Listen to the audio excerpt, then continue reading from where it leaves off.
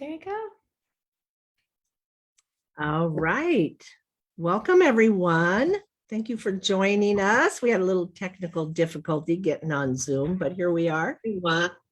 Thank you for joining us. We had a little technical difficulty getting on Zoom, but here we are. Thank you for joining us. We had a little technical difficulty getting on Zoom, but here we are. Thank you for joining us. We had a little technical difficulty getting on Zoom, but here we are.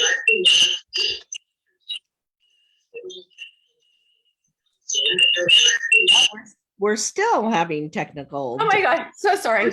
We're still having technical. I think that was me. I was trying to put the Zoom link in Facebook and it just didn't go well. Okay, that's all right. I was like, oh, I hear the echo. All right, guys, we're all right. But I did put, oh, I'm not seeing it anymore. I did put the Zoom link in Great. Comments. So if anyone wants to join us live on Zoom and talk to us, there's the Zoom link.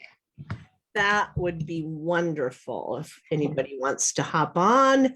I did put the so sorry. Geez, I am like a hot mess today. Hey, Darlene. Darlene is with us. That's wonderful. Thank you, Darlene. We always appreciate you showing up Oh my God. and sharing. Okay. I'm sorry. I am just a hot freaking mess right now. That's all right. That's all right. We've got it together. Kind of. So if anybody joins us, or if you have any comments or questions, you can put them in the chat. We're watching the chat. You can ask to come on to the Zoom link. I will let you in. You don't have to show your face if you don't want to. If you're not camera ready, you can just keep the picture up that you have on. Whatever you want to do is fine. You know, there's no pressure, but we'd love to have you join us, definitely. And today we kind of wanted to talk about hands-on, why that works so well for people, but it doesn't work so well for animals. And of course, those of us who are trained in the Let Animals Lead method have been taught this from day one, that really the approach to animals is so different than the approach to humans. Right, Leah? Right. Absolutely. Yeah. And so I think with humans, you know, the hands-on Reiki is defined as a hands-on healing system. I think most of us, that's what we know about Reiki. If you ask even people who don't practice, but have heard about it, they're like, well, isn't that a hands-on healing system? You know, that may be all they know about it. And so it can be a little difficult to get the idea across to some people. You know, it's like we really have to educate people. It's not difficult, but we have to educate people because for so long they've been given this message that Reiki is hands-on healing. And for humans, that works great. I know I love to go in, have a Reiki session, have someone touch me, you know, because then I can put my focus on where that touch is, and they're focusing on where they're touching. And it's just really peaceful and relaxing. I know I'm safe. I know they're going to touch me and they're not going to hurt me. All of those things, right? It's a safe, comfortable place, but it isn't always that way for animals. Some animals, if they have been abused or, you know, rescue animals, maybe touch isn't a great thing. Some animals might be hurt, so touch isn't pleasant. Some animals might be wild animals that you don't want to go right up and touch because you might get your face taken off. All of those things are a possibility with animals. You know, we have to keep in mind that animals communicate with us with the means they have. So they communicate energetically with each other. They try that with us. A lot of times we miss it. They may use body language. Or, how else do they like push you away? They can bite down. And for our own safety, we don't want to get bit. So it pays to be respectful to animals. Do you have any thoughts on that, Leah? Yeah, I mean, I think that like you said, traditionally human Reiki is hands-on. And so when we talk about it, or even when you have Reiki practitioners practicing it, so there's a lot of Reiki practitioners out there that use human Reiki that's been adapted for animals, but they're still using hands, and they're still using the intent of, like, beaming energy. All of these things are coming at an animal, and animals are so hypersensitive to energy that can be really overwhelming to have somebody with, oh, I'm going to, do hands-on, or I'm beaming energy at you. They don't have a choice in the matter, right? So you can imagine if you walked into a room and all of a sudden somebody's like beaming stuff at you, coming at you with hands, you have no idea what's going on. You have no idea, like you were saying, you feel safe because you know what to expect with the human Reiki treatment. When we go into an animal we don't even know and just start offering Reiki, it can be really intimidating. And just because they succumb or submit doesn't mean that that's the best way. And so again, like when we're coming at them, it's like we're saying, I'm the all-powerful human and you're the weak little animal. And so you're broken and I'm going to fix you. And that's something that we try never to do, is make an animal feel broken. We never want to make them feel less than, or that we're above them and they're below us, right? And so, which is also why we always do the all is well state of mind that we could talk about later. But yeah, for hands, it's really it could be a negative situation for animals to have touch. And like you were saying, like for humans, when you're getting a Reiki treatment, the reason human Reiki works is like if Jamie has a broken wrist and I'm a Reiki practitioner and I put my hand on your broken wrist and I'm doing the healing touch, then your focus and your mind go to your wrist. And it's been scientifically proven that our minds can heal us. Our minds can make us sick. Our minds can heal us, right? And so the placebo effect it works great with people, right?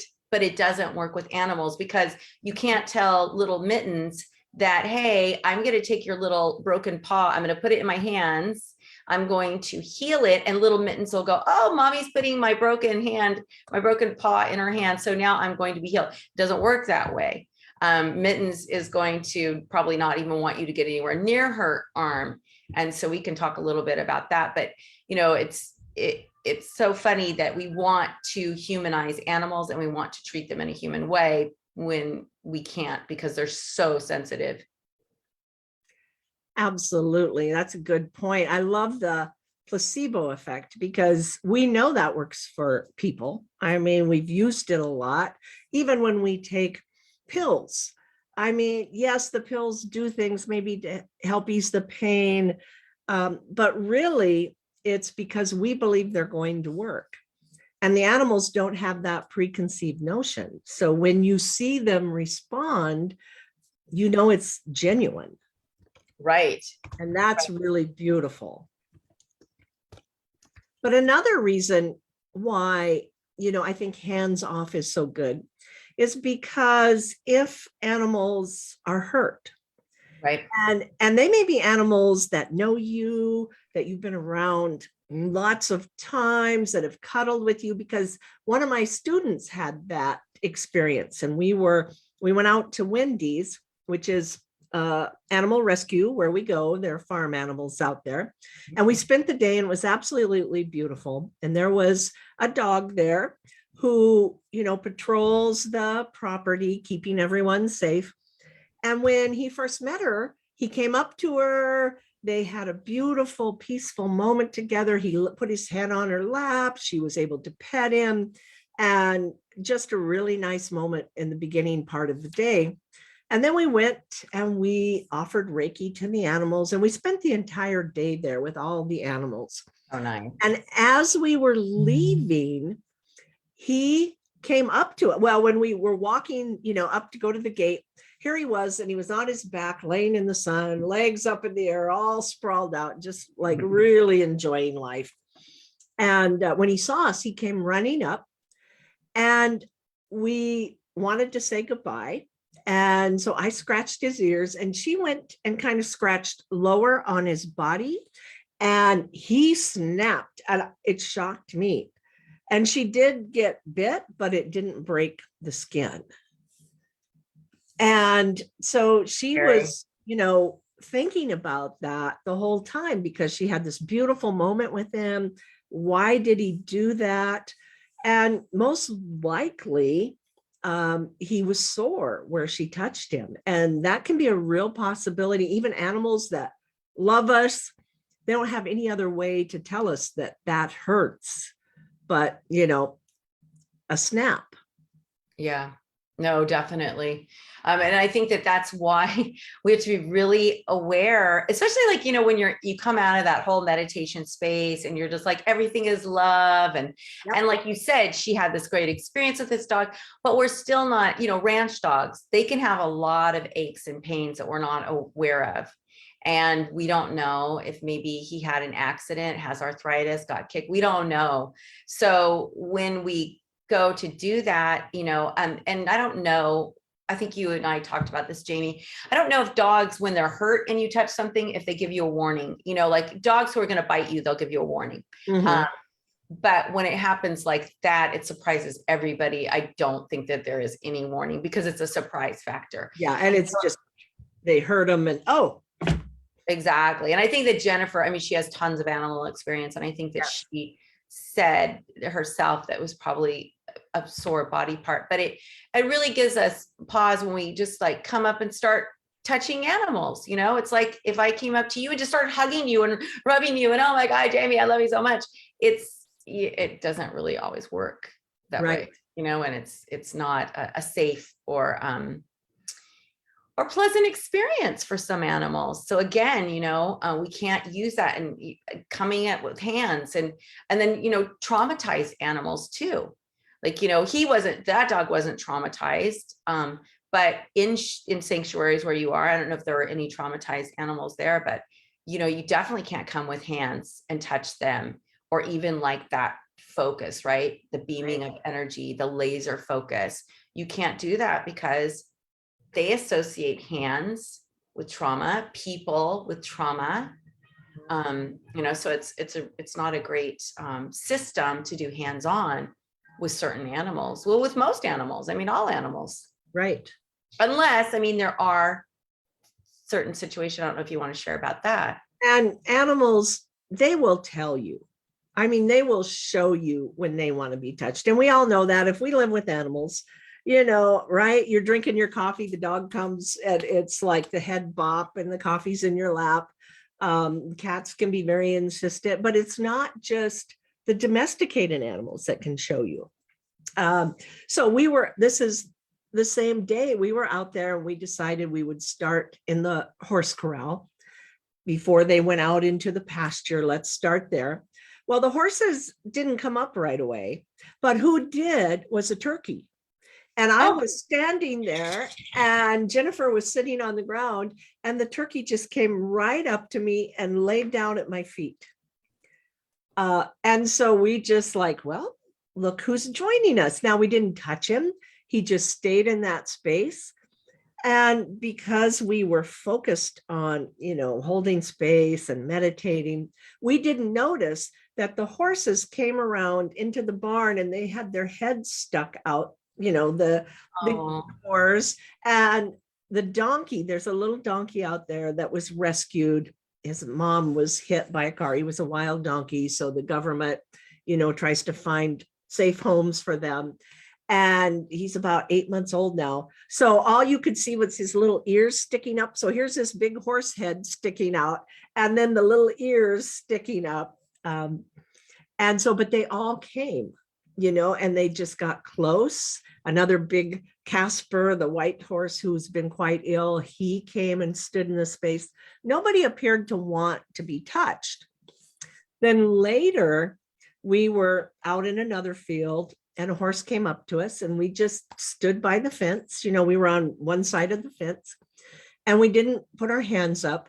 Well, then it started to back up, and it got really close to the fence. And it wasn't barbed wire. It was just, like pig fence is what is up there. And it sat down on the fence. And I'm like, I think he wants me to touch his hips. And so I did. But I also watched, because yes, that's what he was telling me. He seemed to enjoy that. But what I've learned is that I have to figure out what they're telling me, because sometimes I think, oh, they want to be touched here. And that's not what they're saying. So I have to learn to watch their reaction once I put my hands on them. And he stayed that way for a while, sitting on the fence. And then he got up and moved away. So it's like, okay, I guess that's what he wanted. And he took it on his time. Yes. Under his, I have a funny story to share about that particular thing. So when Kathleen and I, we go to Remus, which is a horse sanctuary in England, every September or so. And except for since COVID, we haven't been able to go. But one time, a couple times Thomas did this.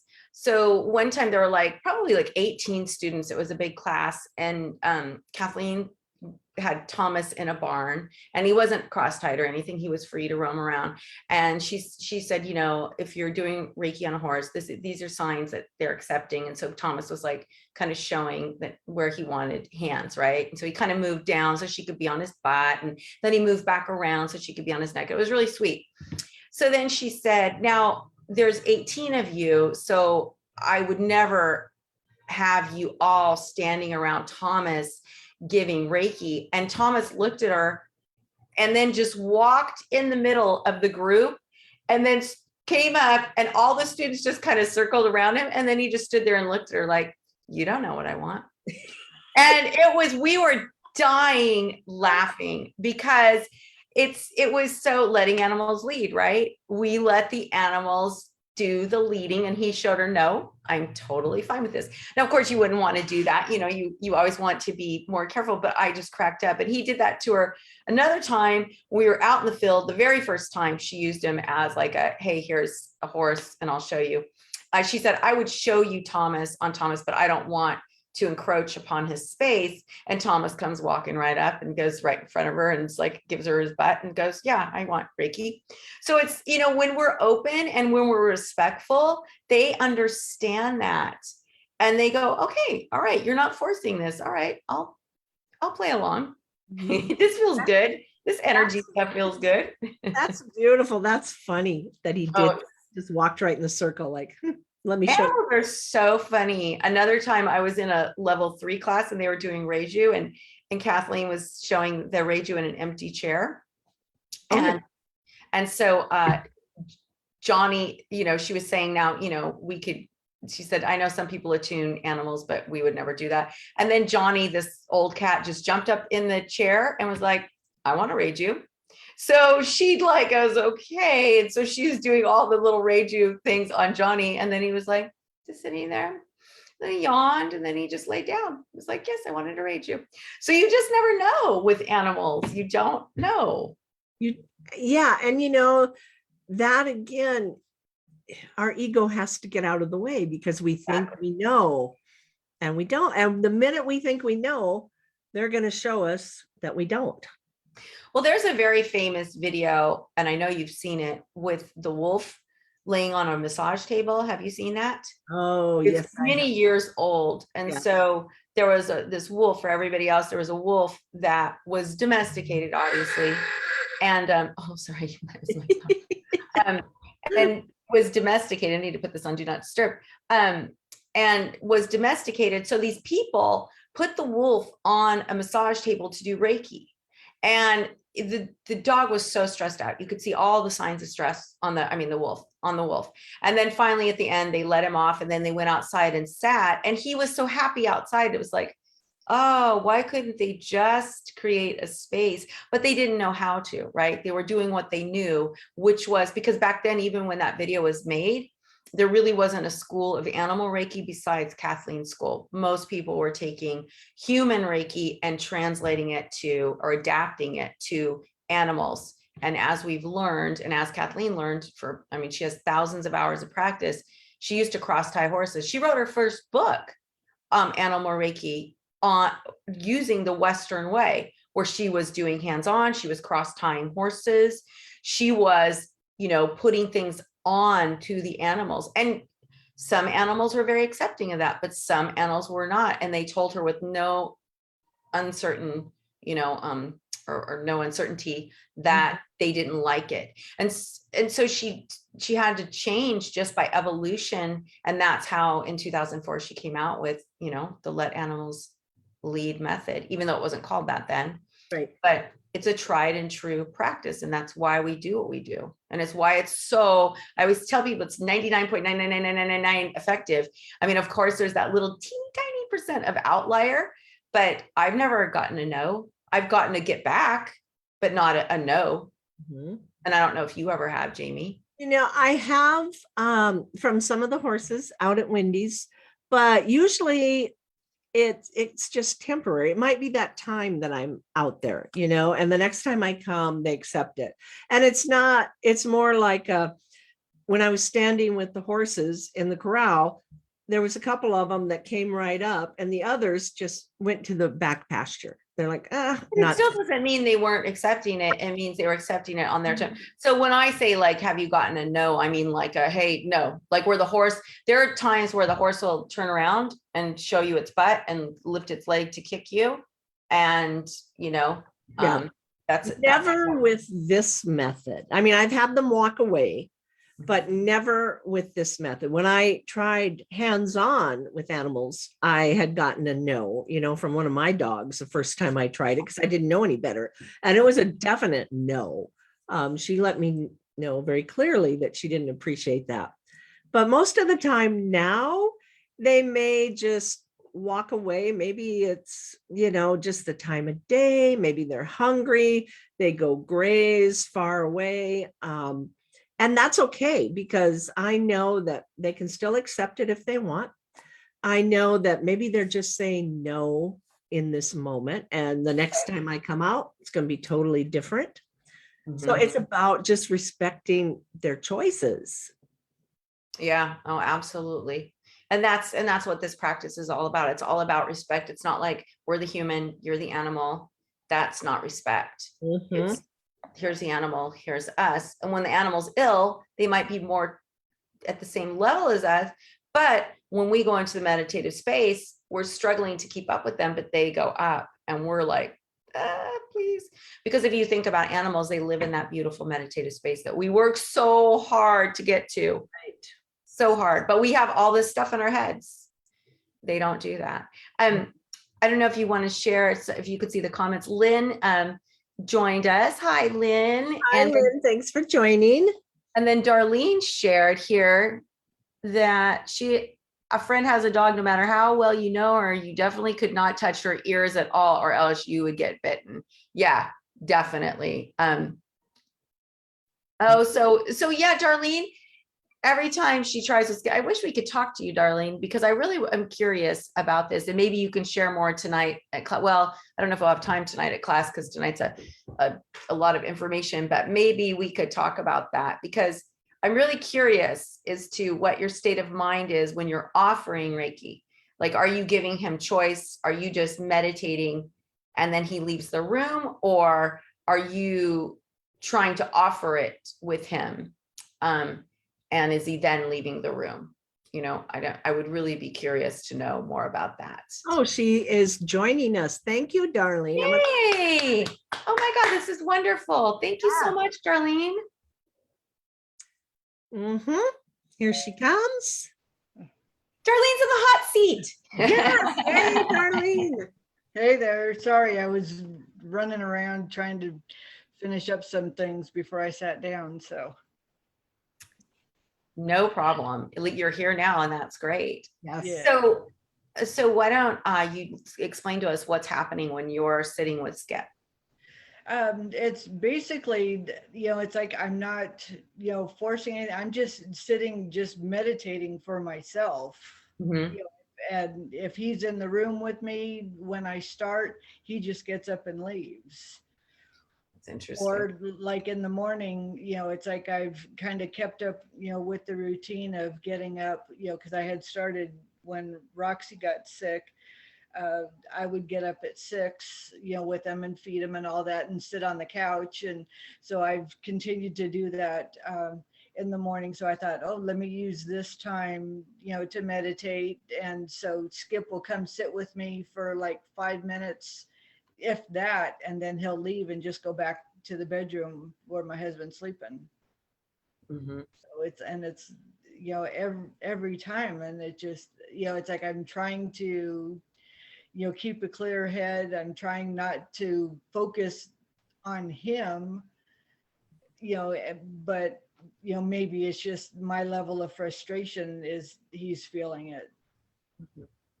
Yeah, because what do you do when do you go like, when he leaves, or like inside? I'm sure you're not like saying outward, but is there like this disappointment, like, oh, he's leaving? And yeah.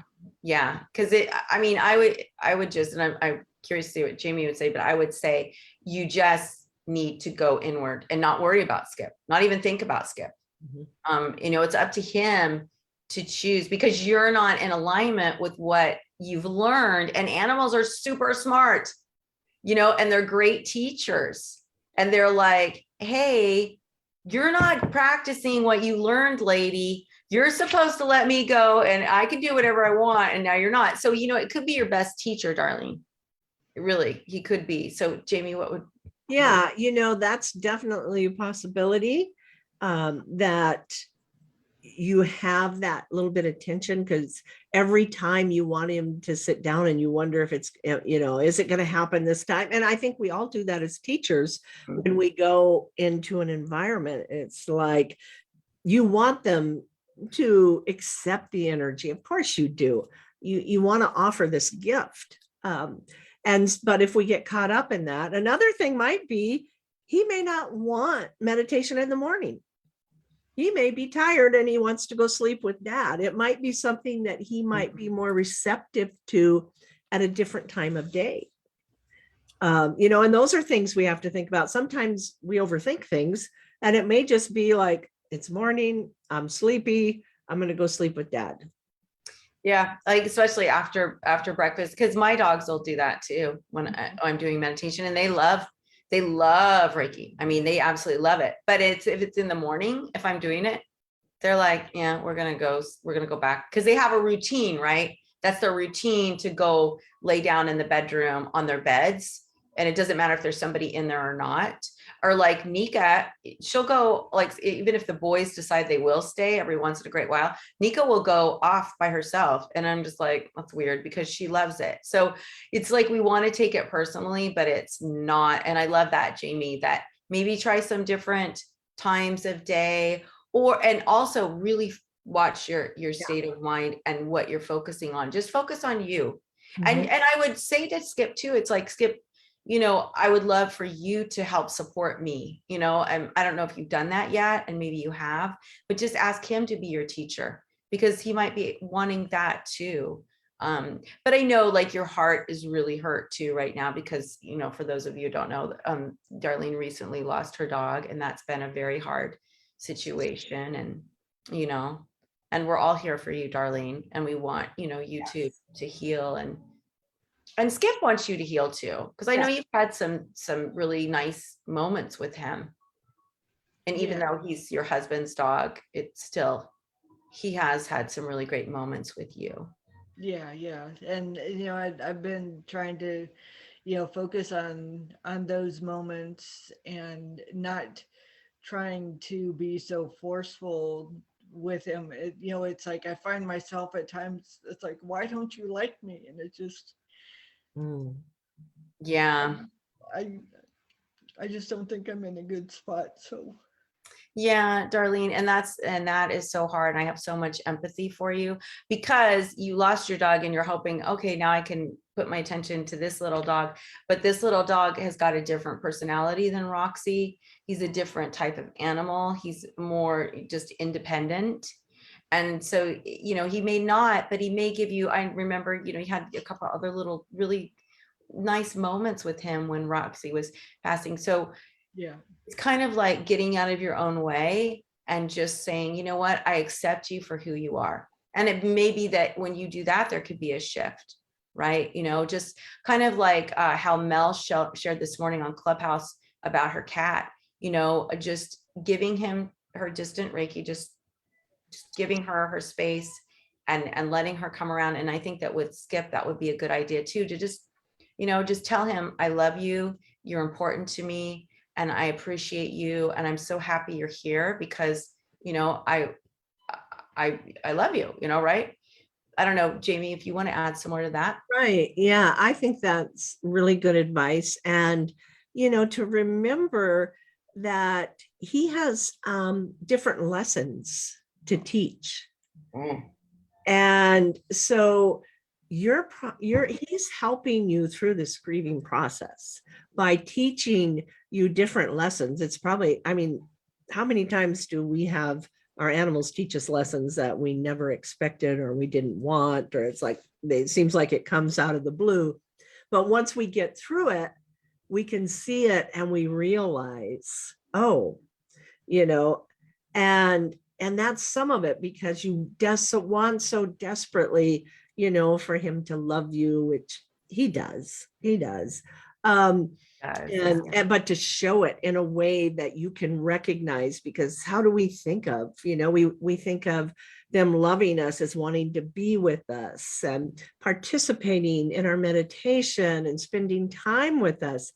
But just because he's not showing his love the way you expect it, or the way, you know, as a human brain we think it should be, that doesn't mean he doesn't love you. So this is just a lesson that, you know, love looks many different ways. Healing looks many different ways, many different forms that it takes. And by allowing him to express himself the way he needs to, you are giving him incredible freedom, incredible choice. And that's probably when he will choose to come and participate.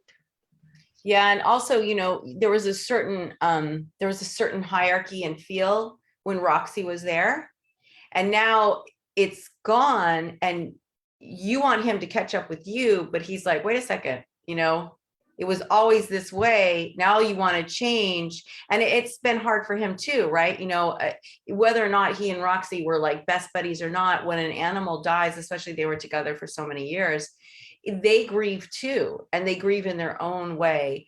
And so, you know, just really giving him that space and letting him know that you're here whenever he's ready to open up, and that you appreciate him and love him. Because again, the dynamics have changed for you, but the dynamics haven't changed as much for him, because, you know, Roxy was yours, and you were bonded.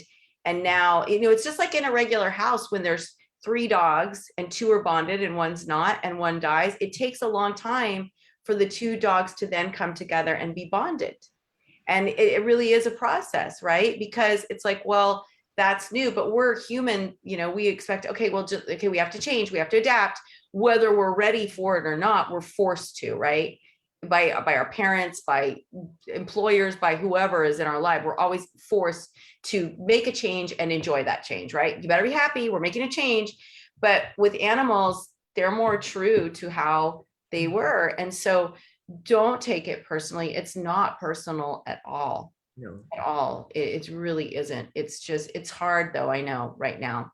Mhm. But you're so blessed you have those little reptiles. And so for those people who don't know, Darlene has this wall of reptiles, and she's such an incredible humanitarian to these little babies. She takes on the special needs reptiles, which is just such a beautiful gift. And you've got some beautiful reptiles, and that little corn snake is yours, right? The little baby, or is that, or you were? No, that was one when I was working this morning. So Oh, okay. She also works at a snake for a snake guy who handles snakes, and so very exciting reptile life. I love that. But thank you so much, Darlene. I really appreciate it, and we are here for you. And you know, Jamie and I, and I'm sure other people on the call, understand losing an animal Mhm. and having to go through that pain, and then not being able to bond with the animal that's left. That's a hard thing. But again, let him be him, let animals lead. We have to practice that. I mean, what should I do? I mean, like when he hasn't done it today, but like when Luis leaves, he does this yappy barking and howling. And it's like, even if Luis just goes outside, I mean, if he leaves to go to work, or if he just goes out in the garage, or if he goes to sit, like the last couple nights he's gone to sit out in the hot tub, and didn't take Skip outside with him because it's been cold, so he leaves Skip in the house, and I'm already in bed, and Skip is barking and howling because Dad's out sitting in the hot tub, and it's just like, Okay, well that's different because that has nothing to do with you, because you're in your bedroom and that's just a bonded dog that's got separation anxiety. Right. I was going to Really say, what that is. It has nothing to do with you. It could be anybody. It could even be a best friend. He could actually even love you dearly and still do that same exact behavior, because you have to remember too, Darlene, that Skip, it was a stray. We don't know what happened to him. And so he bonded with Luis right away, and that's his person. And so it's very scary to him when he leaves. And so you might want to, I don't know if Luis is open to that, but talk to a behaviorist about how you can help him to, kind of disengage from that. And like, maybe you could give him treats. I don't know if he is food motivated. That only works if a dog is food motivated, but treats are the great cure-all. Get something really cool, and that every time Luis leaves, you have this very special, high quality, high value treat, and you give it to him. Because I'm sorry, I don't care how many animals have not really, I used to work in an office that had animals, and sometimes animals would come in, they'd be really bonded to their person. Within a week, they were over at my place because my desk had treats and they got to know it. And so it was like, that's the whole thing. Food is, if you have a food motivated dog, right? Food is a great thing, but it sounds like he needs more than just like Reiki. He needs a behaviorist. And we've said that, there are issues that you can't fix with Reiki. I had a aggressive dog. That dog got so much Reiki, could not be fixed. It helped to have a trainer, but he still, just had it in him. So we just have to realize that some of these animals come to us broken, and we have to adapt to their brokenness. I mean, he would do it, occasionally, over the years. But since Roxy's gone, it's been a daily thing. Sometimes multiple times daily. Luis went out in the garage to do something the other night, and he's in here barking, and it's like, what's going on? And I realized Luis was out in the garage, and so it's just. And he's obviously mourning the loss of Roxy. I feel like, and I'm curious to hear what you have to say about this, but I feel like he, that was maybe his emotional support animal. And now she's gone. And so, because when you leave and Luis leaves, he's there all by himself, right? And and that might have been. So Jamie, I'm really curious. Right. And I agree with you, Leah. It definitely sounds like separation anxiety, which can be a training issue. Positive trainers or behaviorists can come in and help. And it is like, because the loss, he's grieving, that can magnify it. I'm going through something not similar, but I have 3 dogs, and the female who's been here a long time, there was a new little one that came in, and she just, there's definitely, she feels threatened, and she's jealous of me. She's jealous of her home. There's lots of fights. She goes after her for unprovoked. And I didn't really understand this. I was upset with her. And it wasn't something that Reiki was going to totally get rid of. It will support the whole situation, but it's not going to get rid of it, because then I went online and I started researching, finding positive trainers who spoke about this.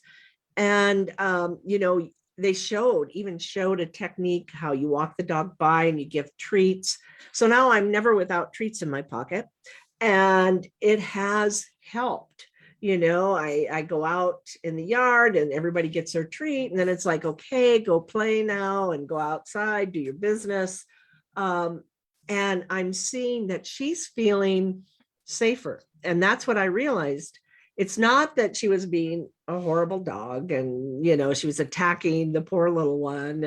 And it wasn't that. She wasn't being aggressive. She was feeling threatened. And so she was reacting because her safety was being threatened.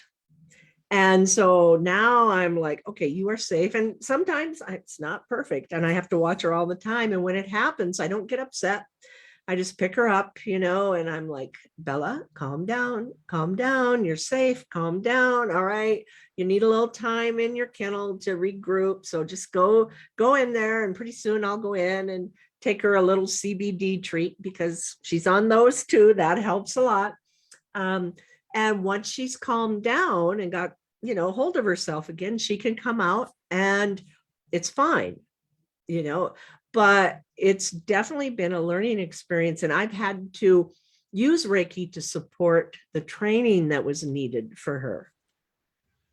And they work wonderful together, to have the training and the Reiki. You're so lucky you have both. Well, and another thing, that I was thinking about too, I think compounding the whole thing is the fact that he's lost his hearing the last year. Yep. And I think his vision, he's got cataracts that are forming too. So I don't know how clear his vision is either.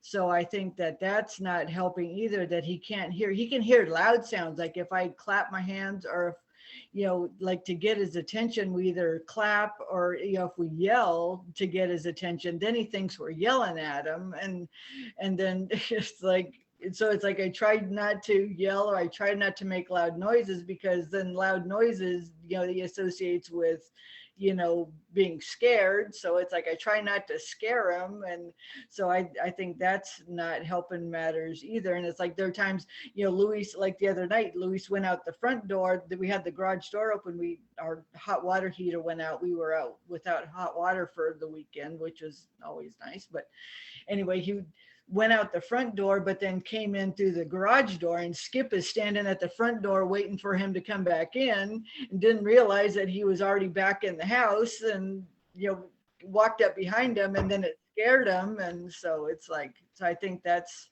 not Oh, that has a lot to do with it. Yes. That's a scary thing for an animal, to lose those senses, because their senses are so heightened. My friend Chris is on here, and she has a senior little Chihuahua, and he's lost some of his vision and his hearing, and you can definitely see the change in him. And he's the sweetest little dog, and I always say he's perfect because he's so well behaved. And there's been times when he's come over, and because he can't see, I had another friend come to the door carrying a bag, and he actually went after her.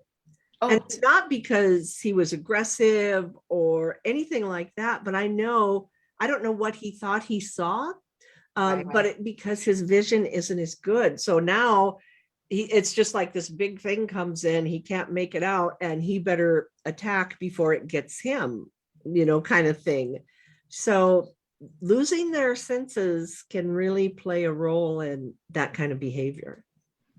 Yeah, absolutely. Mm-hmm. And I think I just need to, I think that for me, I was taking it personally that, he's, missing dad, but he doesn't do that when I leave, so or when I'm not around. So it's like, and that's pretty healthy. That's a healthy relationship. Yeah. He feels safe enough, and that's what you want. We all want our dogs not to cry and get anxious when we leave. We want them to feel safe and comfortable. Yeah. So just try looking at it that way. Maybe that's actually that's a really good way to look at it, that, he looks at you more like you're the alpha, and Luis isn't the alpha, So that's also an honor. And the alpha doesn't get the love like the other ones do because they don't want it. In a pack, you don't go and cling to the alpha. You cling to the other ones because the alpha will attack you, and say, get back in your place. Right. So, it's just, I think that to wrap it up that, Darlene, you're in a soft space right now because of Roxy, but don't worry, it's Skip loves you. And it's like, he's getting old and he's a little old man and he's getting scared. And, it could be that he's really, especially as they get older, more clingy with Louise because he's scared, not being able to see very well, not be able to hear. It's like Louise might be like a seeing eye dog. Yeah. And we don't know how old he is. I mean, when we found him, the vet said he was about 2 years old, and we've had him for 11 years. So Yeah. it'll be 11 years next month. So, he's 13. He could be 14 or 15. I mean, we don't know for sure how old he is, but he still gets along pretty good. He doesn't do his long walks like he used to, but I mean, he's a great dog, and I think he knows that I love him. And I mean, And that's all that matters, Darlene. yeah, and I just need to remember to focus on that and not take it personally. He's not snubbing me on purpose. No. And you've got your beautiful little reptiles that you can, that love you and want to support you, like Stevie, and yeah. But I know we're coming up to the time and we want to do the meditation for the animals of Ukraine. And you're welcome to stay right there, Darlene, and we'll all do the meditation. And then Darlene and I have to bounce because we have class. Yeah. Yes. So, and thank you for doing this meditation, Leah. Oh, I'm going to do, we didn't even talk. I didn't realize. Okay. Yes, I will. Oh, yeah. You did I it will. this morning and it was so beautiful. So I just figured that you would. All right. do this again. Okay. So we're just going to go into Gasho and we're going to set our intent that we're open to receive whatever it is that we need most, and that we're open to creating a beautiful healing space for all of the animals, the people, and the environment, the earth of Ukraine. And whenever you're ready, you can put your hands face up or face down on your lap. And you're going to take in a deep breath in through your nose, just gentle. Pull that breath down into your belly and expand your belly. Hold for just a moment and then release. Breathing in through your nose, pulling that breath down, deep down into your belly, making that connection and release. Now I'd like you to imagine you're breathing in a beautiful light, breathing that light in through your nose and pulling it down into your belly. Fill your belly filling up with this beautiful light. And on the out breath, feel the light seeping out every pore of your body. We're going to keep doing that, just breathing in the light, pulling it down into our belly, expanding the belly. And on the out breath, feel that light just leaving your body and encompassing the space around you. The light you're breathing in can be any color.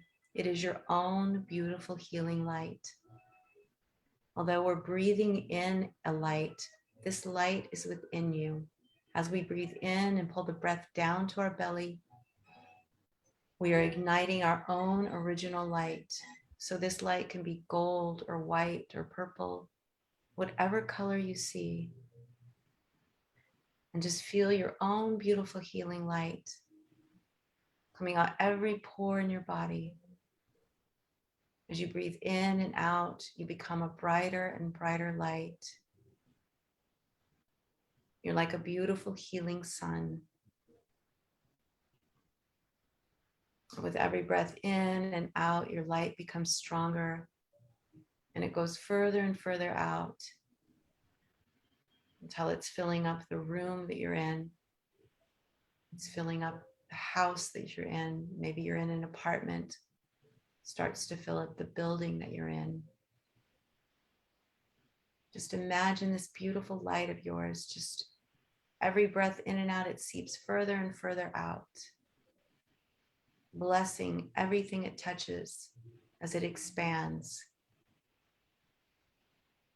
Feel that light going out further and into the city, expanding, expanding, expanding. Your beautiful light shines so brightly and it can reach around the world and back. Now imagine this beautiful light of yours as we cover all of Ukraine. You are shining like the sun, your beautiful light shining down on all, knowing that they don't have to be open to receive this or know that this light is there, but they will start to feel seen, feel loved, feel heard. And in this beautiful space of light, all healing is possible and peace is possible. Just keep breathing in and out, shining your light so bright over Ukraine, blessing the trees, the ground, the people, and the animals most of all.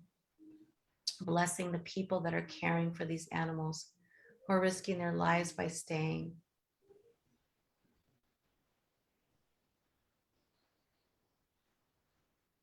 This beautiful healing light, we're all joined together, becomes stronger. It's like the sun. When we meditate as a group, there is strength in numbers, and the strength of our light is so strong.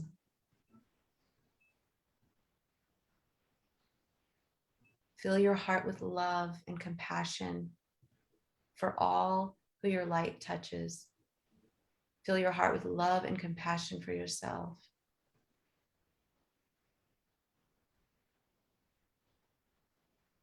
And let's just sit here in this space for a moment,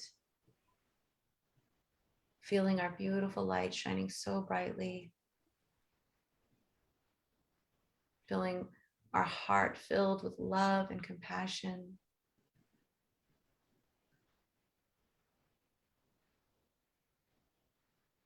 And I would like for you to see your light expanding to Russia, expanding over Russia, and blessing all who live there, blessing most of all the animals. Although war hasn't hit their ground, the people and the animals are still suffering. Shine your light so brightly over Russia, knowing that peace is possible and that miracles can occur. Love always conquers darkness.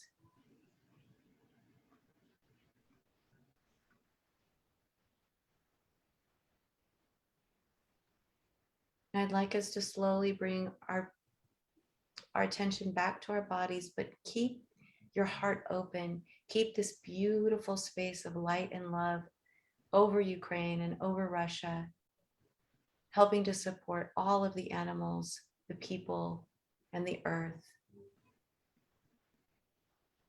And you can slowly start to bring yourself back into the room. Put your hands into Gasho. Feel that physicalness of your hands.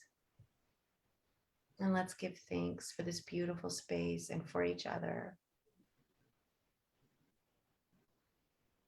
Thank you so much, everyone.